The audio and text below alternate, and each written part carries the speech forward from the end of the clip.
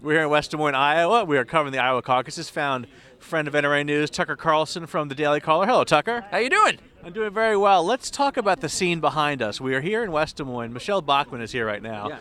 Yes. You've seen a million of these things. This is crazy. It is indeed crazy, and my face is so frozen I can barely speak, so you'll have to translate.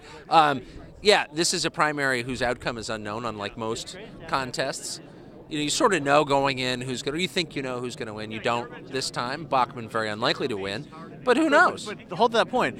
Bachmann, when you look at poll numbers right now, this doesn't look like her poll numbers. That's the thing that amazes me. No, I think she's in low double digits, maybe single digits. I haven't seen this morning's polls, but no, she's not. She's not close to the front runner. She's running fourth or fifth in this state. So why are all these reporters here? Because the intensity of the coverage is unbelievable. It's overwhelming. Talk about people. We had Jim Garrity on this week talking about the need to restructure the entire system. Should we still have the Iowa caucus? Well, I don't think we're going to get rid of it. The Iowa caucus and ethanol subsidies are the thing, a boon to the state. Right. The parties would have to be stronger than they are in order to change it. And one of the longer term and pretty meaningful and not very often noticed trends in American politics is the parties just have lost a lot of juice, even in the past 4 years.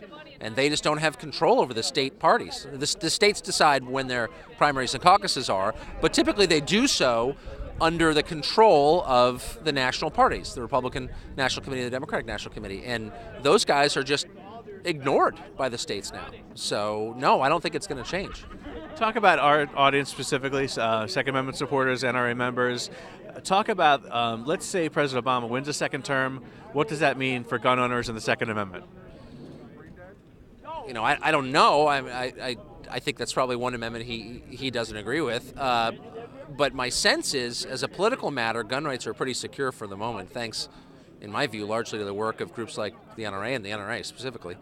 It is kind of the one victory conservatives can claim over the past 20 years. I mean, look, if you became a conservative in 1984 in Reagan's re-elect, all the things you hoped would happen didn't, actually. The country's a lot more liberal, much more of a welfare state than it was 25 years ago, except on the question of guns, which is where conservatives have had real victories. I mean, 2 Supreme Court decisions that went our way, the way of people who care about the Second Amendment, et cetera, et cetera. So it seems to me that's an anomaly, that issue. The trend is moving in the right direction.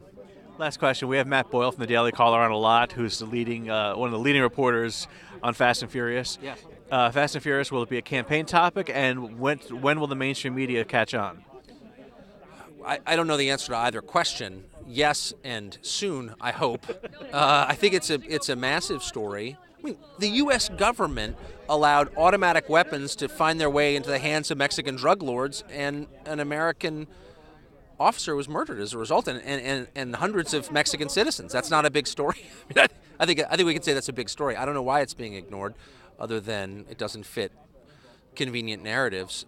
Will the campaigns bring it up? Only if they're smart, and that's a big if. Tucker, what is your advice to the eventual GOP winner, the winner of the caucus and the primaries, who's going to go up against President Obama? What is your one piece of advice for him or her? Oh God, I wouldn't take any advice from me ever on any question. But I would say, since this is NRA News, I think the Second Amendment's a winner, truly, for the Republican. The Republican position on the Second Amendment is more a mainstream position now than it's ever been, and it's different from Obama's position. So I'd hit that hard. Cool. Thanks, Tucker. Thank you very much.